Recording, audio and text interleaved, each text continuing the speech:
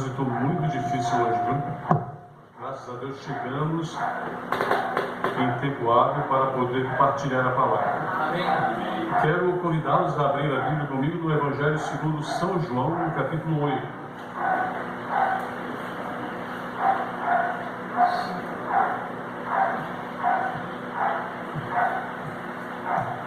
Esse é um texto bem conhecido das Escrituras e nós queremos lê-lo para, pela graça de Deus, tomar algumas lições a partir daqui.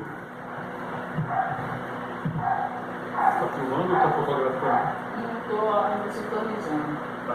Preciso tirar uma boa foto, viu? Porque aquela foto não estava muito boa. Por agora? É que ela faz uma publicação, né? Mas aquela foto estava sofrível, hein? Ah, foi ele? Vou tirar uma. Quem será que?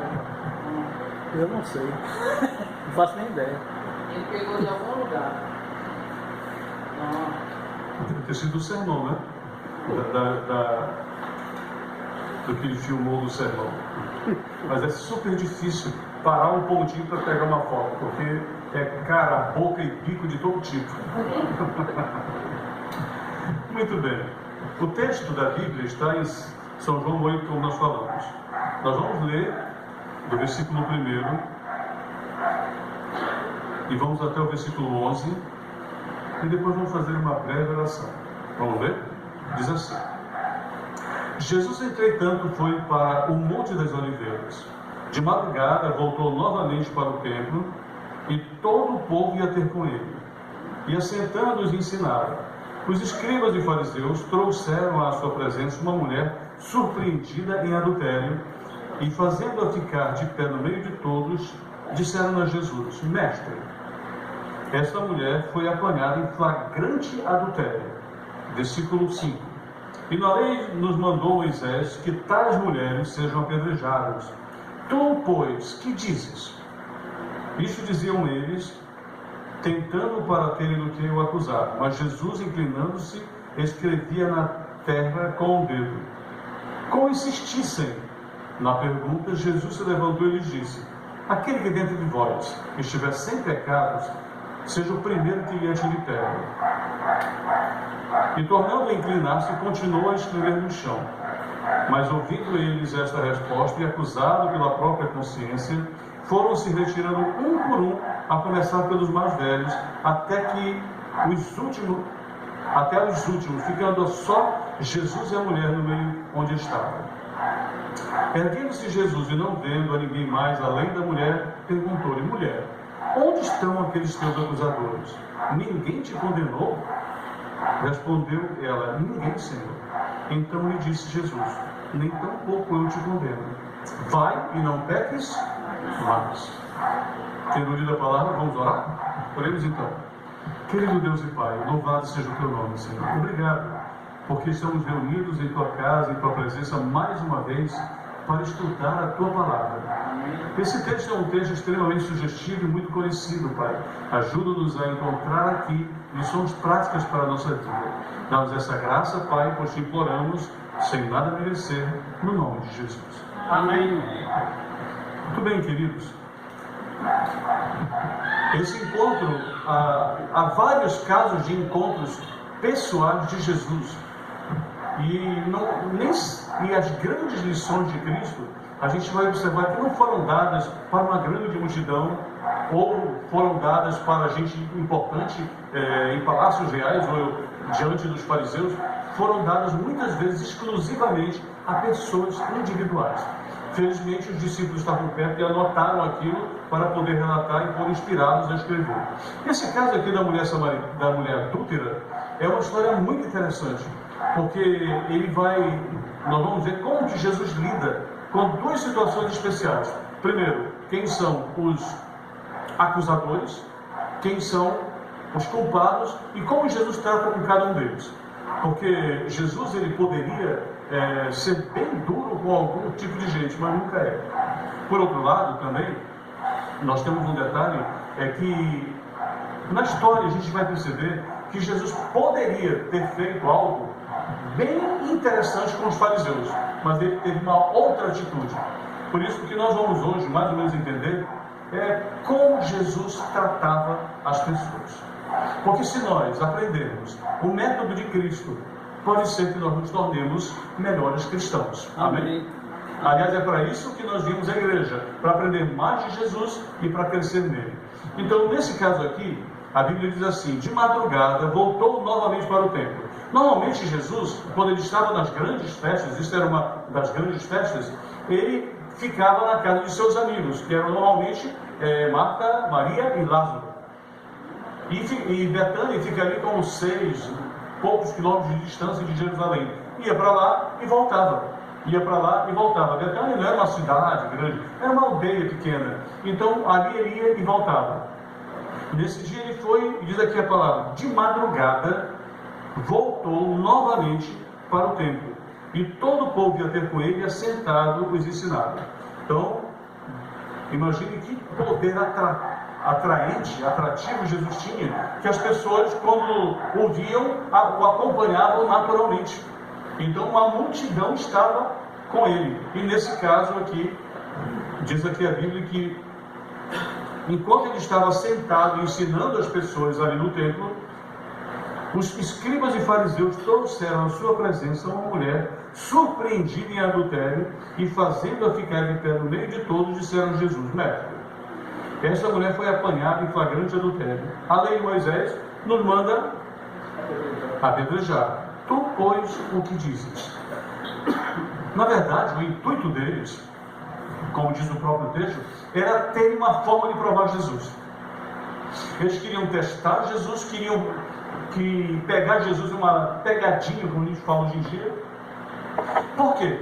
Porque eles imaginavam que Jesus ele seria surpreendido por qualquer coisa, como se a vida pudesse nos surpreender também.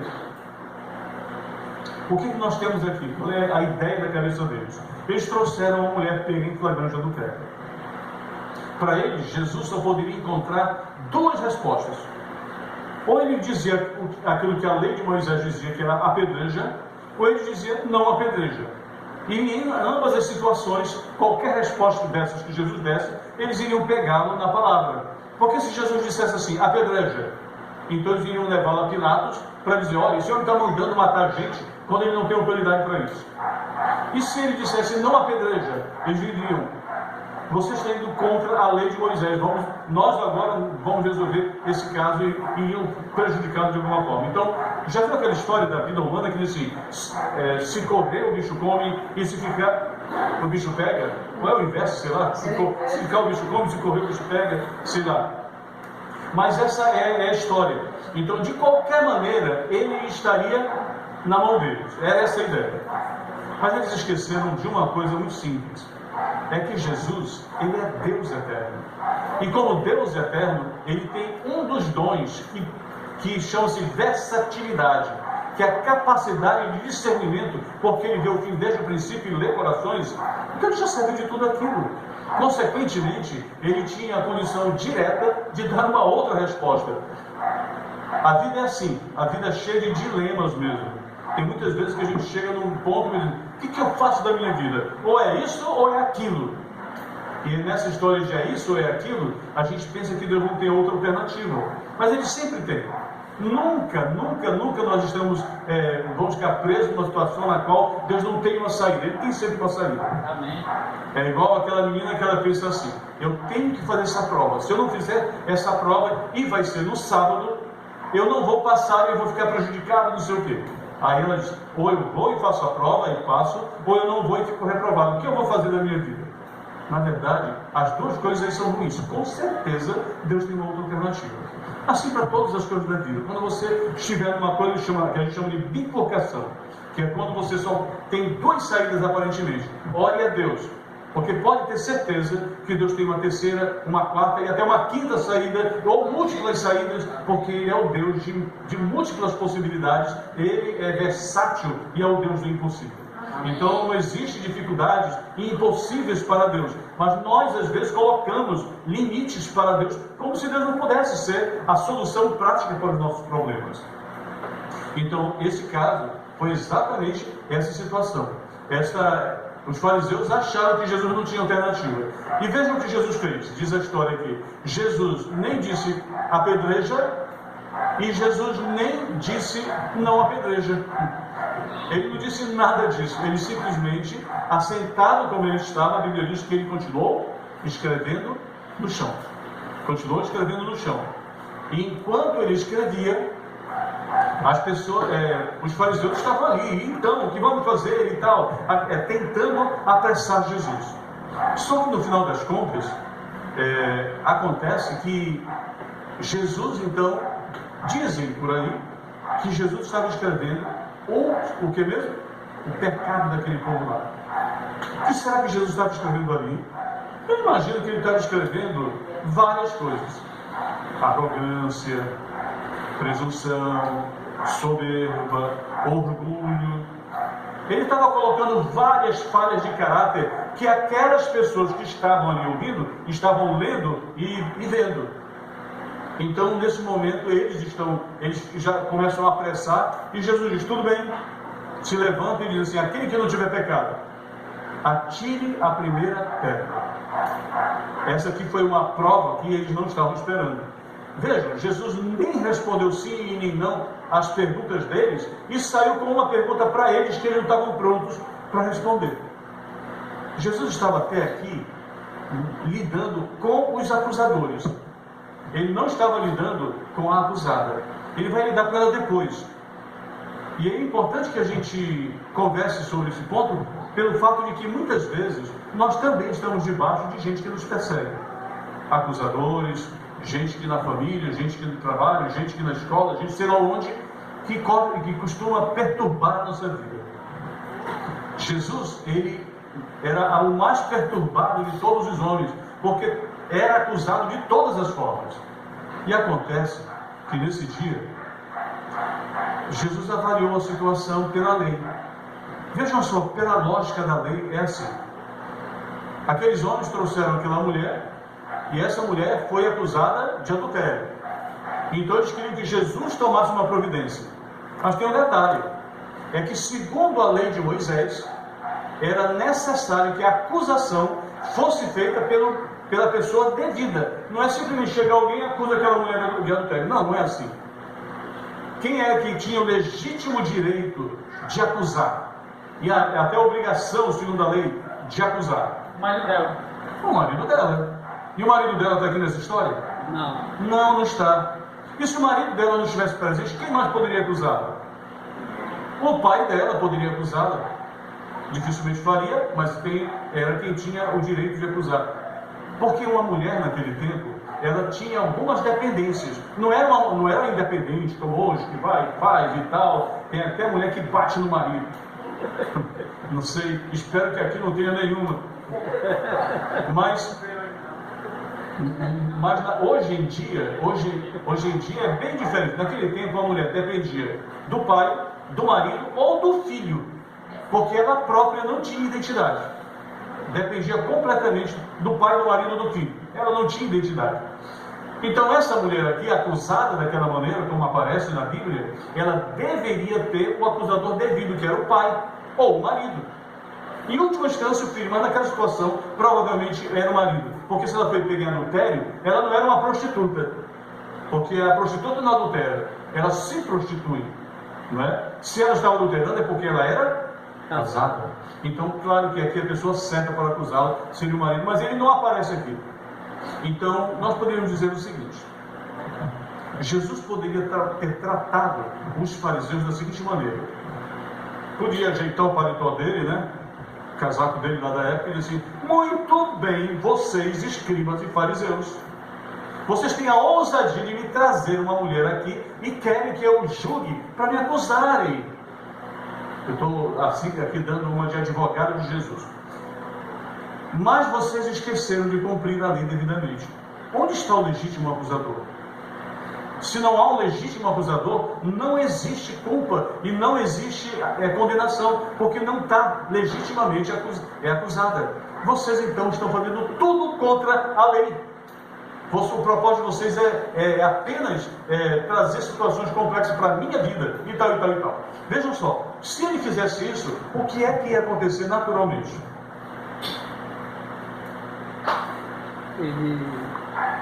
ele chamou o marido? Não. Ele arrebentaria com a moral dos fariseus. Os fariseus que vieram todos cheios de si, iriam ser humilhados terrivelmente. Isso é exatamente uma questão da vida. Imagina, aquela pessoa que vive perturbando a sua vida. Se você um dia tiver a chance de dar uma bela rasteira nela e mostrar o caráter dela para todo mundo, você faz ou não faz? Faz? Foi rápida essa resposta, hein? Irmão, é provável que fizesse, e quase todos nós faríamos a mesma coisa. E o que eu quero dizer é que Jesus não faria isso. Jesus não faria assim.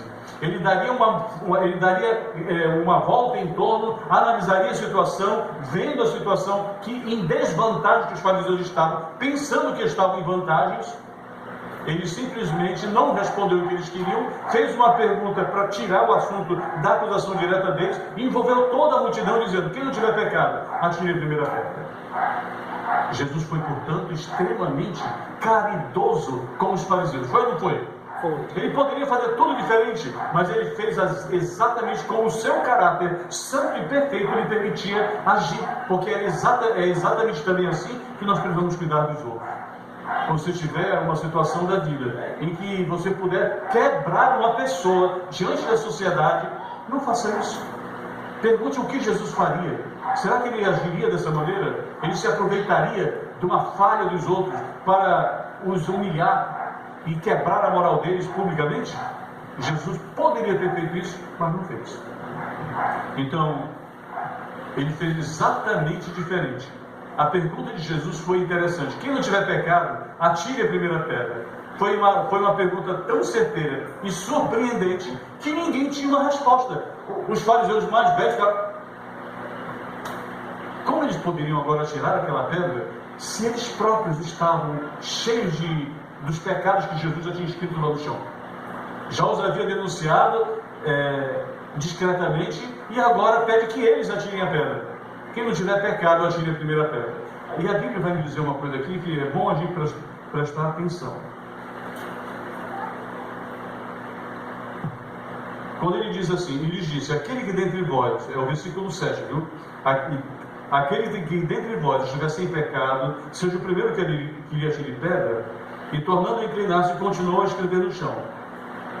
Mas ouvindo eles esta resposta e acusados pela própria consciência, foram se retirando um por um, a começar pelos mais velhos até os últimos, ficando só Jesus e a mulher no meio onde estava. Vejam só aqui, eles olharam para dentro de si próprios e foram profundamente impactados. Porque como eles fariam isso? Mas o interessante aqui que você observa é que eles, acusados pela consciência, começaram a sair um por um. Mas a Bíblia diz assim: primeiro os mais velhos e depois os últimos, ou seja, os mais jovens. E aí eu parei para me perguntar: por que os mais velhos saíram primeiro que os mais jovens? Como assim? Por que eles fizeram isso? Bem, agora eu já tenho 62 anos. Então, hoje eu penso as coisas bem diferentes de como eu pensava. Eu sou adventista há 46 anos. Eu era um garoto de 16 anos quando me batizei. E eu sempre fui muito cheio de razão. Eu sempre fui um crente muito decidido e muito praticante, do ponto de vista da vista externa, um bom adventista, digamos assim. Mas eu era um tanto quanto fariseu. No começo da minha fé, eu dependia mais da doutrina do que de Jesus, porque eu gastei 5 anos da minha vida cristã para aceitar Jesus no meu coração de verdade. Eu aceitei a igreja adventista, aceitei a doutrina adventista, aceitei toda a lógica dessa fé, que é profunda e é perfeita, mas eu não tinha aceitado Jesus e eu precisei passar por experiências no futuro para aceitar Jesus de verdade como meu Salvador. Um dia eu vou contar, não vai dar para contar hoje. Acontece que os jovens são exatamente superpoderosos. Já notou? Já percebeu que os idosos, eles refletem mais? Já notou que os idosos, eles pensam 2 vezes antes de dar uma resposta? Agora pergunta uma coisa para um jovem, está com a resposta na ponta da língua. Eles sabem de tudo, eles falam de tudo, eles fazem tudo, e eles são o ideal da sociedade. Jovens são inexpugnáveis. E a igreja valoriza tanto os jovens e tal, e os jovens fogem da igreja com muita facilidade. Já os idosos não, eles vão mais devagar. No que diz respeito a muitas coisas, mas no que diz respeito a pensar em sua própria consciência, eles pensam mais rápido. Sabe por quê? Porque tem uma longa experiência. Uma longa experiência. Isso me faz lembrar que quando eu estava ainda um jovem, depois de poucos dias de batismo, eu morava em Fortaleza, lá no Ceará, e eu estava num acampamento jovem, e tinha um senhor de uns 70 e poucos anos, que eu percebi que estava me observando. E aí, quando ele estava observando, eu cheguei perto dele, conversei com ele, e ele falou para mim assim: jovem, eu tenho visto você, eu noto como que você é um bom adventista, como você é inteligente e falante e tal, e fico olhando, que bonito o que acontece na sua vida. Eu fiquei olhando assim, meio encabulado com aquela palavra daquele senhor, um homem de 70 e tantos anos, e eu disse: mas por que o senhor está falando isso? Ele disse assim: veja só, eu sou adventista tem 2 anos só. Então ele aceitou Cristo com 70 anos, porque tinha 72. E eu fico olhando para você, porque você é jovem, menino, e você já aceitou Jesus. Sabe quantas coisas você não vai fazer de errado nessa vida? Quando eu olho para trás, ele disse: é tanta coisa errada que eu já fiz, que eu agradeço a Deus, porque Deus me perdoou. Mas eu gostaria de não ter vivido essas experiências. E você não, você aceitou Jesus agora, nessa idade. A sua vida será totalmente diferente da minha. E de fato, hoje eu tenho 62 anos. E quando eu olho para trás, eu sempre lembro daquelas palavras daquele senhor. Eu realmente tive uma vida totalmente diferente. Amém. Amém. Eu nunca perdi uma noite numa boate. Eu nunca entrei num lugar para encontrar uma prostituta. Eu me casei virgem, com a minha mulher virgem. E a gente tem uma vida real e de intensa intimidade, totalmente livre das questões que muitas pessoas têm. Uma pessoa que antes de se casar conheceu várias mulheres, nunca vai sozinho para a cama com a esposa dele, e vice-versa. Porque as lembranças são complexas e atrapalham a relação conjugal. Então, quanta coisa, eu nunca me perdi no campo de futebol, vendo besteira de futebol, porque eu estava sempre servindo Jesus. Não fui para os cinemas perder tempo. Não fui. A vida inteira dedicada a Jesus me ajudou a viver fazendo aquilo e me livrando dos perigos. Eu me lembro que um amigo meu, que é médico, ele falou uma vez assim: dizem que Jesus não entra no cinema. Ele falou assim: isso não é verdade. Ele entra assim. Aí eu perguntei assim: por que você está afirmando que é verdade? É porque eu estava no cinema. Alguém deu um tiro, passou bem pertinho da minha cabeça e não me matou. Jesus me livrou, então ele estava lá dentro. Jesus tem que ir até no cinema para salvar os seus filhos desviados. É um caso sério mesmo. Então, o que acontece é que é maravilhoso você seguir Jesus desde cedo. Esses homens, você pode até imaginar aquela cena. Lá estão eles com as pedras nas mãos. Estão prontos para atirar ou fazer qualquer coisa. Mas Jesus diz: quem não tiver pecado, atire a primeira pedra. Você pode sentir a pedra começar a pesar 1 tonelada na mão deles, por causa da consciência deles. E de repente, ele não consegue mais segurar a pedra, e ele solta a pedra. E você começa a ouvir o barulho, pof, pof, pof, lá, as pedras caindo, porque a consciência convenceu-os de que eles não eram dignos de tentar aquilo que estavam tentando. Nesse momento, então, saem os primeiros, os mais velhos, e depois os jovens, porque os jovens demoram a entender as coisas verdadeiramente espirituais.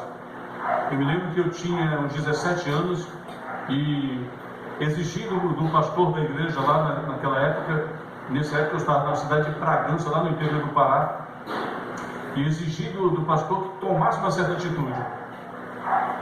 Aí ele falou assim: oi? Acordei aquela mulher: ei, Da dobra no pescoço aí. Aí então o que acontece? O pastor falou assim para mim: Luiz, tu és tão jovem, tu ainda tens tanto para aprender. Eu vou relevar o que tu estás falando aí, porque eu sei que no futuro tu vais pensar diferente, mas tu não vais entender agora. Então eu só vou dizer, não é esse o caminho. E eu precisei de 30 anos nas costas mais adiante para entender o que aquele pastor estava falando. E hoje eu sou tão diferente até de quando eu comecei o meu ministério. Porque eu comecei o meu ministério com 25 anos. E com 25 anos, às vezes, eu fui muito duro com coisas que hoje eu faria totalmente diferente. Mas era um jovem quer resolver, ele sabe como fazer as coisas. O que eu acho interessante é que à medida que a gente vai amadurecendo, a gente vai começando a entender que tudo que a gente sabe é nada. A gente fica sábio. E à medida que vai ficando sábio, a gente descobre que a gente não sabe nada. E a gente começa a depender de Jesus muito mais do que antes. Então essa é a maravilha de fazer isso, de amadurecer. Nesse caso aqui especificamente, Jesus então lidou com os escribas e fariseus de uma forma maravilhosa, porque ele fez duas coisas importantes naquele dia. Primeiro, Jesus não os expôs. Jesus não os desmoralizou na frente das pessoas. Ele os tratou com carinho e fez uma coisa ainda mais importante. Ele tocou diretamente os seus corações quando disse: quem não tiver pecado, atire a primeira pedra. Cada um sentiu um toque no coração que atingiu sua consciência, e daquele ponto para diante eles não tiveram condições mais de seguir fazendo aquilo que pensavam que podiam fazer. Então, nesse sentido, é que a gente pode entender que Jesus fez uma coisa maravilhosa. Ele tratou os fariseus de uma forma maravilhosa, porque eles saíram dali refletindo sobre o que estavam fazendo. Isso é aquilo que a gente tem que fazer. O apóstolo São Paulo aos Romanos diz o seguinte: ao teu inimigo coloca a brasa viva sobre a cabeça dele. Conhece essa expressão? Colocar a brasa viva quer dizer trata bem, cuida bem, faz o que ele não espera. Quando ele pensa que não, ele se torna seu amigo. É exatamente isso que vai acontecer. E o que acontece então agora é que Jesus, despedindo os escribas e fariseus, ele agora começa a falar com a mulher. Agora ele vai tratar aquela mulher. E quem era aquela mulher? Diz aqui, uma mulher adúltera. Ela possivelmente era com certeza, ela era uma filha de Israel, que tinha todas as esperanças messiânicas, que esperava a graça de Deus, e foi ensinada de várias maneiras. Mas tem um problema, é que esta mulher, ela, pelas questões da vida que não podemos aventar, porque a Bíblia não nos diz, mas ela se desviou do caminho e acabou entrando numa situação de ser pega em flagrante adultério. Pode entender a vergonha dela? Naquele tempo, irmãos, quando uma pessoa era pega nessa situação, você sabe que naquela época as mulheres usavam um véu, né? Usavam um véu. Então, a pessoa era jogada no muro, na proximidade de um muro, numa parede, e se fazia com ela duas coisas extremamente vergonhosas. Primeiro, se tirava o seu véu, e ela mostrava o cabelo para todo mundo. Naquele tempo, o cabelo era uma coisa que elas não mostravam para ninguém, só para o marido. Hoje em dia, cabelo, as pessoas fazem tanta coisa no cabelo e tal. Naquele tempo, não. Naquele tempo, era diferente. Quando as pessoas chegavam num paredão desse, tirava-se o véu e se lhe abria o vestido e os seios apareciam. Hoje, na nossa sociedade, fazer isso ainda é vergonhoso em relação aos seios, né? Mas naquele tempo, o cabelo e os seios tinham o mesmo peso. Era vergonhoso. O que tinha ali diante de Jesus era uma mulher que era um caco quebrantado e destruído. Tudo que ela imaginava na vida dela, naquele momento, era apenas as pancadas de pedra na cabeça dela. Era só o que ela imaginava que ela ia ter. Ela nunca imaginou que seria tratada como foi tratada também. Vocês vão observar que Jesus, quando ela entra, ele mantém a cabeça baixa. Ele não olha para ela. E sabe por que Jesus não olha para ela? Porque, infelizmente, para o acusado, um olhar já é condenatório, por mais meigo e amoroso que seja. Você já notou isso? Quando uma pessoa apronta e vem para a igreja, ninguém sabe Mas todo mundo que está olhando para ele já está pensando que vai falar alguma coisa. Quando na verdade ninguém nem está sabendo o que aconteceu. Mas ele se sente mal com o olhar das pessoas. Por isso Jesus não olhou para ela até aquele momento. Só que agora, Jesus se volta para ela e o texto vai nos dizer o que aconteceu. Diz assim: erguendo-se Jesus e não vendo ninguém mais, além da mulher, perguntou-lhe: mulher, agora ele fala com ela, onde estão aqueles teus acusadores? Ninguém te condenou? Essa mulher tinha certeza da sua culpa. Não era uma questão de ser culpado ou inocente. Era uma questão de condenação. Porque ser culpado e inocente pode ser uma coisa relativa, mas a condenação é o veredito que se dá sobre a pessoa culpada. E quando se diz culpado, está condenado, então a consequência vem. Aí ele pergunta: ninguém te condenou? No final das contas, ela era culpada, mas ninguém mais pôde condená-la por causa da pergunta: quem não tem pecado atire a primeira pedra? E ela olhou em torno e disse: não, Senhor, ninguém me condenou. E Jesus fala: eu também não te condeno. Ele queria dizer: não estou emitindo juízo sobre você. Não que ela não fosse culpada, ela é culpada, mas ele não estava emitindo juízo sobre ela. Ele estava dizendo: existe um caminho, existe uma possibilidade para a tua vida. E esse caminho é o caminho da graça, é o caminho da salvação. E hoje levanta daqui, tem bom ânimo, porque eu também não te condeno. Mas ele não achou que ela não fosse culpada, tanto que ele disse para ela: vai e o quê? Não peques mais. Aqui está a condenação clara sobre ela. Mas ele não usou de arbítrio para condená-la especificamente. E ela sentiu como se a vida dela, o caco quebrado, estivesse se juntando e agora um novo vaso estava sendo formado. Amém. Amém. Sabe, é exatamente isso o que Jesus faz na minha e na sua vida. Hoje eu vi um vídeo muito ridículo que me chamou a atenção. É daquele tal de Portas do Fundo. Aí aparecia o São Pedro lá, que eles fazem imitar. E aí chega um camarada lá e diz assim: o São Pedro dá as boas-vindas dele e tal, não sei o que, você está no céu, não sei o que. E o que eu tenho que fazer aqui? Espera, eu vou chamar alguém para te ajudar. E chama alguém, quem aparece? O Adolfo Hitler. E aí o camarada olha assim: Adolfo Hitler aqui no céu? Mas você é um monstro. Como que ele pode estar aqui no céu? Aí o São Pedro fala: não, ele era católico quando estava lá na terra, e antes dele morrer ele pediu perdão e Deus o perdoou. É por isso, como ele é misericordioso, né? Então nós temos que tolerar essa figura aqui. Mas ele está aqui. Eu fiquei olhando assim. Nunca pensei na hipótese de que porventura o Hitler poderia ir para o céu. Porque todos nós achamos que ele vai para o quinto dos infernos, na mármore mais terrível, aquelas palavras que o pessoal fala, mas que não tem nenhum sentido, a gente sabe. Mas eu faço uma pergunta: porventura o Hitler pode ser salvo, sim ou não? Por incrível que pareça, se ele tivesse a capacidade de se arrepender, ele poderia ser salvo. A pergunta é: porventura ele teria essa capacidade? Porque o que faz a diferença na vida de alguém é se pecou ou não contra o Espírito Santo.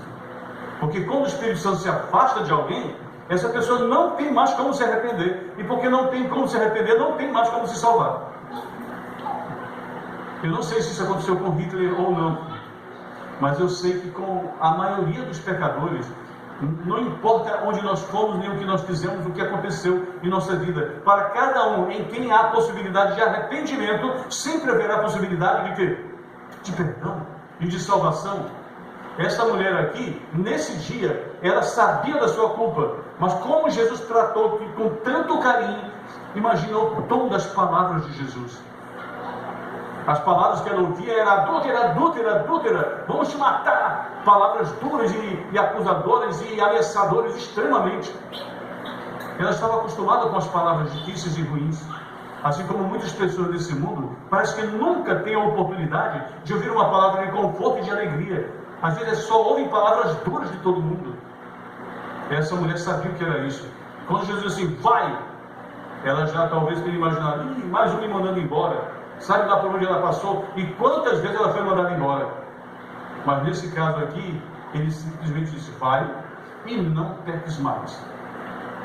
Aqui Jesus estava curando a vida dela, dando a ela um novo sentido. Porque quando Jesus disse assim, vai, não peques mais, ele está dizendo também, eu sou contigo, vou te dar força para viver o tipo de vida que você precisa viver, para não mais ser uma pecadora que caia debaixo das pedradas dos acusadores. Jesus está dando a mim e a você também uma nova oportunidade quando a gente lê a Bíblia. Porque quando a gente vê o que Jesus fez com os pecadores da Bíblia, a gente sabe que Ele também pode fazer o mesmo com quem? Conosco. Então, hoje, nesse momento, eu gostaria que você refletisse. Há alguma coisa difícil na sua vida para vencer? Jesus pode ajudar, pode curar.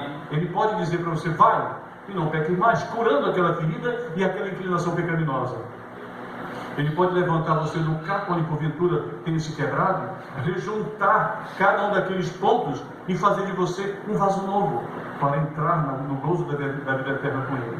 Amém. Que Deus abençoe a sua vida e a minha vida, que essa experiência seja nossa, repetida a cada dia. Amém? Amém. Vamos cantar o hino Vaso Novo? Tem aí?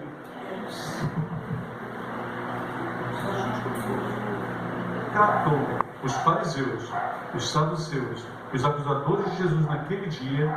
O Senhor também trata a nossa vida com carinho e atenção, mesmo quando nós nos desviamos e fazemos tudo errado.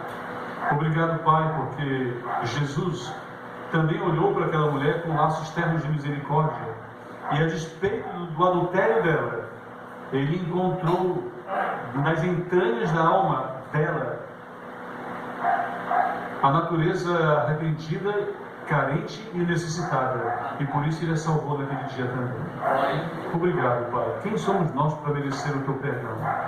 Mas sabemos que o preço já foi pago na cruz, e é por isso, Senhor, que nós nos alegramos de Ti. Não temos nada que Te oferecer, Pai. Não temos nada que Te ofertar, mas queremos Te dar o nosso coração, porque de fato, Senhor, é a única coisa que temos. Por isso, Pai, toma o nosso coração para ser Teu integralmente. Nós não podemos dar de forma nenhuma, mas ajuda-nos, Senhor, a entregar completamente esse coração, porque ainda somos fracos e descendentes de Cristo, mas queremos ser moldados pelo Teu amor. Dá-nos a Tua direção e paz, nós te pedimos em nome de Jesus. Amém. Amém. Pastor, mais uma vez, obrigado. Que a graça de Deus acompanhe o senhor e sua esposa, e o pastor estará ali na porta recebendo o cumprimento dos irmãos.